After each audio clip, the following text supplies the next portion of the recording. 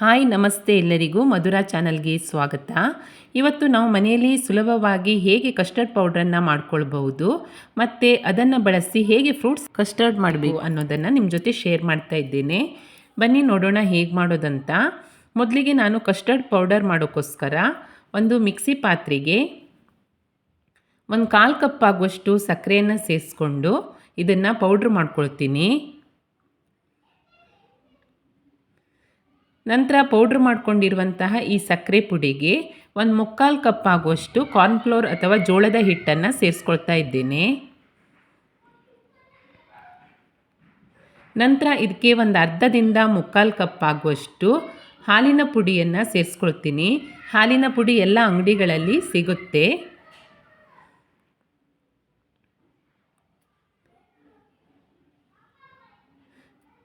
ನಂತರ ಇದಕ್ಕೆ 1/4 table spoon ಆಗುವಷ್ಟು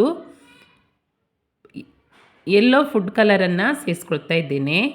ಹಾಗೆ ಒಂದು ಅರ್ಧ ಟೇಬಲ್ ಸ್ಪೂನ್ ಆಗುವಷ್ಟು ವೆನಿಲಾ ಎಸೆನ್ಸ್. ನಿಮಗೆ ಬಟರ್ ಸ್ಕಾಚ್ ಬೇಕಿದ್ದರೆ ಆ ಫ್ಲೇವರ್ ಕೂಡ ಸೇರಿಸ್ಕೊಳ್ಬೋದು. ಇದಿಷ್ಟನ್ನು ಸೇರಿಸಿದ ನಂತರ ಇದನ್ನೊಮ್ಮೆ ರುಬ್ಬಿ ಪೌಡ್ರ್ ಮಾಡ್ಕೊಳ್ತೀನಿ. ಪೌಡ್ರ್ ಮಾಡ್ಕೊಂಡಿರುವಂತಹ ಕಸ್ಟರ್ಡ್ ಪೌಡ್ರನ್ನು ಒಂದು ಬೌಲ್ಗೆ ಸೇರಿಸ್ಕೊಳ್ತಾ ಇದ್ದೇನೆ. ಇದು ಪೂರ್ತಿಯಾಗಿ ತಣ್ಣಗಾದ ನಂತರ ಗಾಳಿ ಆಡದ ಡಬ್ಬದಲ್ಲಿ ಹಾಕಿ ಫ್ರಿಜ್ಜಲ್ಲಿ ಸ್ಟೋರ್ ಮಾಡಿ ಇಟ್ಕೊಂಡ್ರೆ ನೀವು ಸುಮಾರು 8ರಿಂದ 9 ತಿಂಗಳು ಇದನ್ನು ಉಪಯೋಗಿಸ್ಕೊಳ್ಬೋದು. ನೋಡಿ, ಈ ರೀತಿಯಾಗಿ ನಾವು ಮನೆಯಲ್ಲಿಯೇ ಸುಲಭವಾಗಿ ಕಸ್ಟರ್ಡ್ ಪೌಡ್ರನ್ನು ಮಾಡ್ಕೊಳ್ಬಹುದು.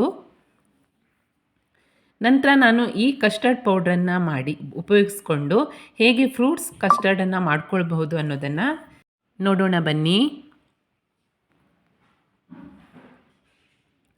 ನೋಡಿ, ನಾನಿಲ್ಲಿ ಒಂದು ಅರ್ಧ ಕಪ್ ಆಗುವಷ್ಟು ಹಾಲನ್ನು ತೆಗೆದುಕೊಂಡಿದ್ದೇನೆ.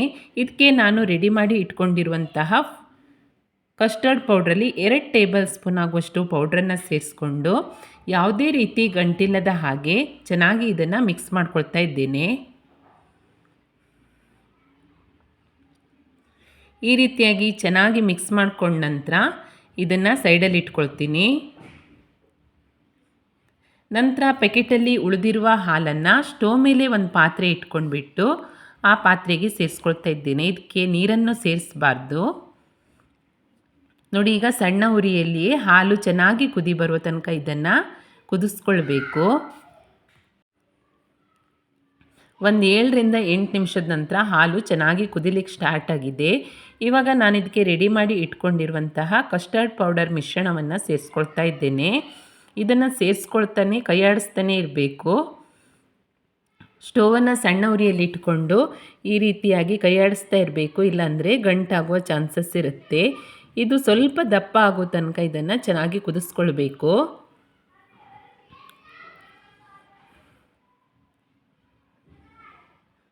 ನೋಡಿ, ಒಂದು 5ರಿಂದ 6 ನಿಮಿಷ ಚೆನ್ನಾಗಿ ಕುದಿಸ್ಕೊಂಡ್ರೆ ಇದು ದಪ್ಪ ಆಗ್ತಾ ಬರುತ್ತೆ. ಸ್ವಲ್ಪ ದಪ್ಪ ಆಗ್ತಾ ಬಂದ ಹಾಗೆ ಇದಕ್ಕೆ ಒಂದು 2 ಟೇಬಲ್ ಸ್ಪೂನ್ ಆಗುವಷ್ಟು ಸಕ್ಕರೆ ಅಥವಾ ಬೆಲ್ಲವನ್ನು ಸೇರಿಸ್ಕೊಳ್ಬೋದು. ನಾನಿಲ್ಲಿ ಸಕ್ಕರೆಯನ್ನು ಸೇರಿಸಿ ನಂತರ ಸಕ್ಕರೆ ಚೆನ್ನಾಗಿ ಕರಗೋ ತನಕ ಈ ರೀತಿಯಾಗಿ ಮಿಕ್ಸ್ ಮಾಡ್ಕೊಳ್ತಾ ಕಾಯಿಸ್ಕೊಳ್ತಾ ಇದ್ದೇನೆ. ಸಕ್ಕರೆ ಪೂರ್ತಿಯಾಗಿ ಕರಗಿದ ನಂತರ ಸ್ಟೋವನ್ನು ಆಫ್ ಮಾಡಿಕೊಂಡು ಇದನ್ನು ಪೂರ್ತಿಯಾಗಿ ತಣ್ಣಗಾಗೋ ತನಕ ಸೈಡಲ್ಲಿ ಇಟ್ಕೊಳ್ತೀನಿ. ನೋಡಿ, ಒಂದು 20 ನಿಮಿಷ ಸೈಡಲ್ಲಿ ಇಟ್ಕೊಂಡಿದ್ದೇನೆ. ಹಾಲು ಪೂರ್ತಿಯಾಗಿ ತಣ್ಣಗಾಗಿದೆ.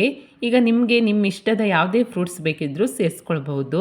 ನಾನಿಲ್ಲಿ ಆ್ಯಪಲ್, ದಾಳಿಂಬೆ, ದ್ರಾಕ್ಷಿ ಹಾಗೆ ಬಾಳೆಹಣ್ಣನ್ನು ಕಟ್ ಮಾಡಿಬಿಟ್ಟು ಸೇರಿಸ್ಕೊಳ್ತಾ ಇದ್ದೇನೆ. ನಿಮ್ಗೆ ಯಾವ ಫ್ರೂಟ್ಸ್ ಬೇಕೋ ಅದನ್ನು ಸೇರಿಸ್ಕೊಳ್ಳಿ. ಫ್ರೂಟ್ಸನ್ನು ಸೇರಿಸಿದ ನಂತರ ಚೆನ್ನಾಗಿ ಮಿಕ್ಸ್ ಮಾಡಿಬಿಟ್ಟು ಒಂದು ಪ್ಲೇಟನ್ನು ಮುಚ್ಚಿ ಫ್ರಿಜ್ಜಲ್ಲಿ ಒಂದು 2ರಿಂದ 3 ಗಂಟೆ ಇಟ್ಕೊಂಡ್ರೆ ನಂತರ ನಿಮ್ಗೆ ಯಾವಾಗ ಬೇಕೋ ಆವಾಗ ತಿನ್ಬಹುದು. ನಾನು 1 ಗಂಟೆ ಮಾತ್ರ ಇಟ್ಕೊಂಡಿದ್ದೇನೆ. ಇನ್ನೂ ಸ್ವಲ್ಪ ಗಟ್ಟಿಯಾದರೆ ಚೆನ್ನಾಗಿರುತ್ತೆ. ಒಂದು 2ರಿಂದ 3 ಗಂಟೆ ಫ್ರಿಜ್ಜಲ್ಲಿ ಇಡಿ, ತುಂಬಾ ಚೆನ್ನಾಗಿರುತ್ತೆ. ಇವಾಗ ಇದನ್ನ ಸರ್ವ್ ಮಾಡ್ಕೊಳ್ಳೋಣ. ನೋಡಿ, ಬೇಸಿಗೆಗೆ ತಂಪಾದ ಫ್ರೂಟ್ಸ್ ಕಸ್ಟರ್ಡ್ ಮನೆಯಲ್ಲಿಯೇ ಸುಲಭವಾಗಿ ನಾವು ರೆಡಿ ಮಾಡ್ಕೊಳ್ಬಹುದು. ಇದನ್ನು ರೆಡಿ ಮಾಡಿ ಫ್ರಿಜ್ಜಲ್ಲಿ ಇಟ್ಕೊಂಡ್ರೆ ನಿಮ್ಗೆ ಯಾವಾಗ ಬೇಕೋ ಆವಾಗ ತೆಗೆದು ತಿನ್ನಬಹುದು. ತುಂಬಾ ಚೆನ್ನಾಗಿರುತ್ತೆ. ತುಂಬಾ ಸುಲಭವಾಗಿ ನಾವು ಮನೆಯಲ್ಲಿಯೇ ಕಸ್ಟರ್ಡ್ ಪೌಡರ್ ಮಾಡಿ ಅದರಿಂದ ಯಾವಾಗ ಬೇಕೋ ಆವಾಗ ಫ್ರೂಟ್ಸ್ ಕಸ್ಟರ್ಡ್, ಐಸ್ ಕ್ರೀಮ್ ಏನು ಬೇಕಾದರೂ ಮಾಡ್ಕೊಂಡು ತಿನ್ಬೋದು. ನೋಡಿ ಎಷ್ಟು ಚೆನ್ನಾಗಿದೆ ಅಂತ.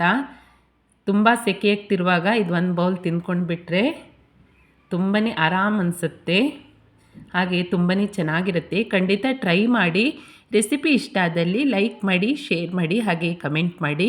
ಹೊಸದಾಗಿ ನಮ್ಮ ಚಾನಲ್ ನೋಡ್ತಾ ಇದ್ರಿ ಸಬ್ಸ್ಕ್ರೈಬ್ ಮಾಡ್ಕೊಳ್ಳಿ. ಸಿಗೋಣ ಮುಂದಿನ ರೆಸಿಪಿಯಲ್ಲಿ. Thank you for watching.